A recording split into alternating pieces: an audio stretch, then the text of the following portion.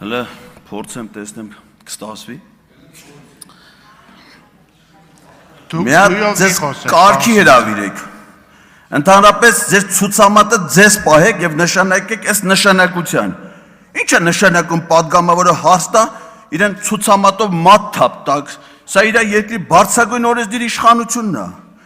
Եթե շարունակեք ձեզ այդպես պահեք, ես ձեզ խոստանում եմ, որ ամեն անգամ այստեղ գալուց հետո հոգեբանի օգնության կարիք եք ունենալու։ Մի հատ էլ իսկ падգամավորին ասում է իրավաբանությունը գիտես ինչ է ասում, անկախ դրանից դու դա հասկանում ես, չես հասկանում, անուն ազգանուն։ Ես ձեր նմաններին հասկանալու տեսության եւ պրակտիկա կարող եմ դասավանդել։ Սա հաշվի առեք։ Եթե հասկացաք իմ ասածը շատ լավ, եթե չհասկացաք, ուրեմն խորացված դասընթացների անհրաժեշտություն ունեք։ Չէ, չստացվեց, պարոն Ղազարյան։ Մեջբերումը ազգային ժողովի падգամավոր Նիկոլ Փաշինյանի 2015 թվականի հունիսի 8-ի ելույթից էր։ Պարզվում է, որ այդ ժամանակ նա լինելով ընդամենը Իջևանի թիվ 1 դպրոցի շրջանավարտ բավարար պատկերացում ուներ ազգային ժողովի, նրա նշանակության, падգամավորի կարգավիճակի, այս ամբիոնից ազգային ժողով եկած ցանկացած հյուրի կարգավիճակի մասին։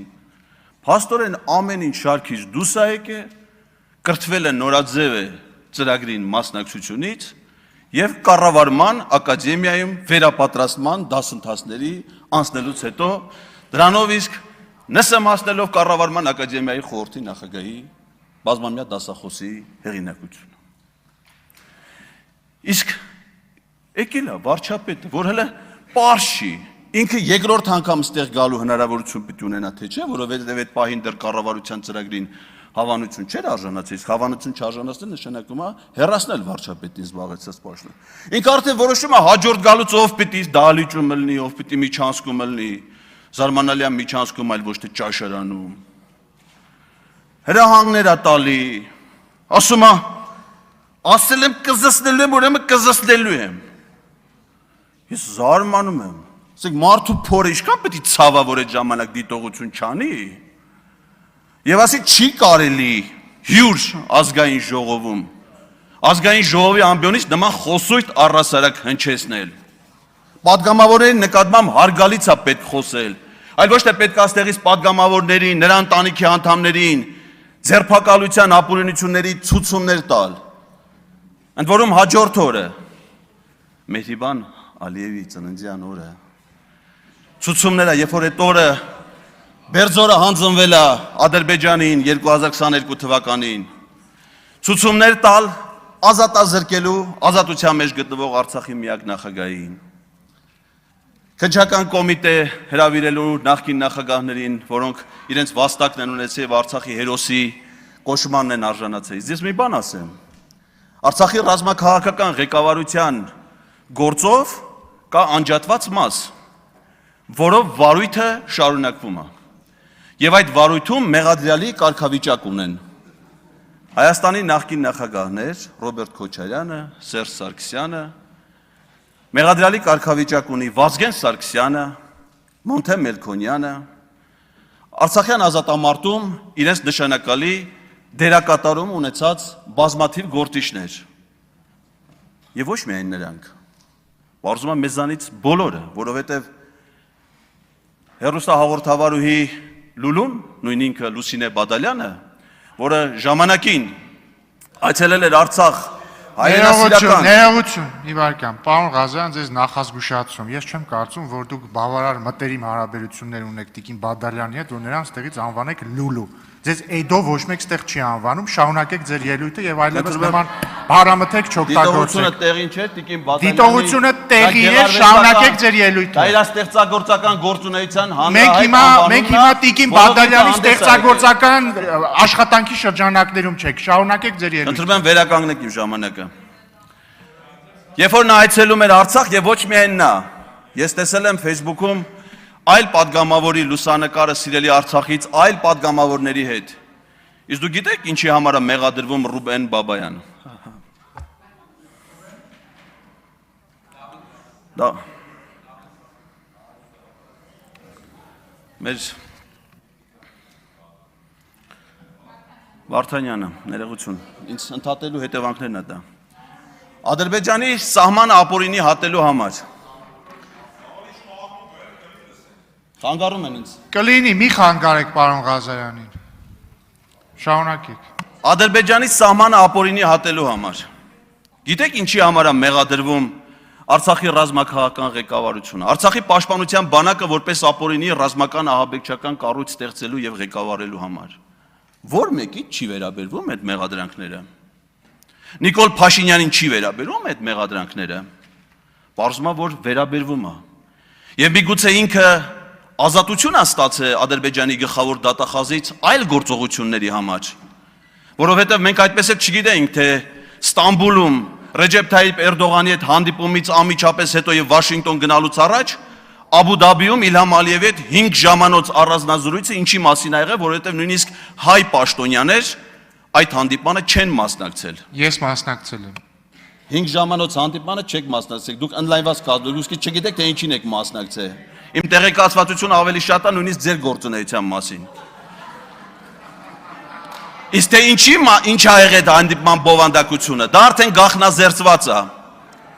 Դա արտացոլված է կառավարության այն գործունեության ծրագրում, որին որ դուք միասնաբար կողմ եք քվեարկել։ Անտեղի ձեր վրա վերցնելով մի պատասխանատվություն, որի հետևանքների մասին կարծում եմ դեռ պետք է երկար մտածել։ Ինչ վերաբերվում է մեր կոնկրետ, ես իհարկե այս թեմայով դեռ կարծում եմ բավարար ժամանակ կունենամ առանձին դետալային խոսելու։ Ինչ վերաբերվում է կոնկրետ մեր հանձնաժողովի իրավասության ոլորտին։ Մենք այստեղից լսեցինք Թախծոտ գյուղապետի պատմությունը։ Ինչի մասին էր այդ պատմությունը, որ գյուղապետը ընտրական գործընթացում հանդիպել է բազմաթիվ ապօրինությունների, ընտրակաշարքի դեպքի, վարչական ռեսուրսի չարաշահման դեպքի, անարդարությունների, որոնք տեղի են ունեցել մինչև 18 թվականը։ Եվ ինչ էր տեղի ունեցել այդ գյուղապետի ընտրության արդյունքում։ Նա ընտրվել էր գյուղապետ։ Եվ եթե այդ ժամանակահատվածում եղել են անարդարություններ, եղել են ընտրակեղծիքներ, չարաշահումներ, ապա ով էր դրա պատասխանատուն։ Կենտրոնական ընտրական հանձնաժողովը։ Ով էր գլխավորում կենտրոնական ընտրական հանձնաժողովը։ Տիգրան Մուկուչյանը։ Իսկ երբ որ արդեն Թախծոտ գյուղապետը դարձել էր երջանիկ մարզպետ եւ տնօրինում էր 40,000 հեկտար ոռոգելի այգիներ, այդ ժամանակ նույն Տիգրան Մուկուչյանը իրենց քաղաքական ուժի համար կազմակերպում էր 2018 թվականի Երևանի ավականու արտահերթ ընտրությունները, 2018 թվականի ազգային ժողովի արտահերթ ընտրությունները, 2020 թվականի ձախողած հանրաքվեներ նախապատրաստում կազմակերպել, 2021 թվականի ազգային ժողովի արտահերթ ընտրությունները, 2022 թվականի տեղական ընտրությունները։ Տիգրան Մուկուչյանը մի հրաշքով վերածվել էր հրաշագործ դեմոկրատական ընտրություններ կազմակերպողի։ Իսկ Տիգրան Մուկուչյանի հանձնաժողովի քարտուղարը, որը ժամանակին առաջադրվել եւ ընտրվել էր Հանրապետական կուսակցության կողմից, Արմեն Սմբատյանը, 2025 թվականին քաղաքացիական պայմանագիր խմբակցության կողմից առաջադրվում եւ ընտրվում է կենտրոնական ընտրական հանձնաժողովի անդամ եւ դառնում հանձնաժողովի քարտուղար։ Ամեն ինչ ընկավ իր տեղը։ Հիմա արդեն ընտրությունները ժողովրդավարական սկզբունքներով են կազմակերպվում։ Ուղղակի ի տարբերություն Թախծոտ գյուղապետին այնքան երջանիկ է, որ ընտրություններից հետո չի գնդակահարվել։ Ինչպես դա եղել է Փարաքարի պարագայում։ Նա այնքան երջանիկ է, որ ընտրություններից հետո չի ձերբակալվել։ Ինչպես եղել է գրեթե բոլոր այլ պարագաներում։ Իսկ մինչև 18 թիվը շատ են եղել ընտրություններ, որտեղ ընդդիմադիր ուժերն են հաղթել։ Ես մարզպետ եմ եղել, իմ պաշտոնավարման շրջանում Եղեգնաձորի քաղաքապետ ընտրվել է ընդդիմադիր գործիչը, որի աջակիցը նաև պարոն Բագրատյանն էր։ Եվ նա մինչև հիմա Եղեգնաձորի քաղաքապետն է, որը հաղթել է նաև ՔՊ-ի տեխնացուներին, բայց մի տարբերությամբ, որ անցնում է բազմաթիվ քրեական գործերով։ Այդպիսի հետապնդումներով, այդպիսի ապօրինություններով ձեզ չի հաջողվելու առաջ գնալ։ Դրա համար ենք մենք այստեղ։ Խափանվելու է Ալիևի բոլոր ծրագրերը։ Մենք թույլ չենք տալու համարակալել մեր երկիրը 3-ի, 3 դրոպ 1-ի, 4-ի, 4-ից հանած 3-ի։ Մենք ունենք մեկ պետություն, որի անունն է Հայաստանի Հանրապետություն։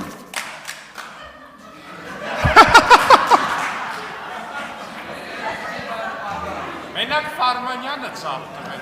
Իմացեք ով է ձեր բարեկամը, պարոն Ղազարյան, Հայկ Ֆարմանյան, Արթուր Խաչատրյան, համեցեք։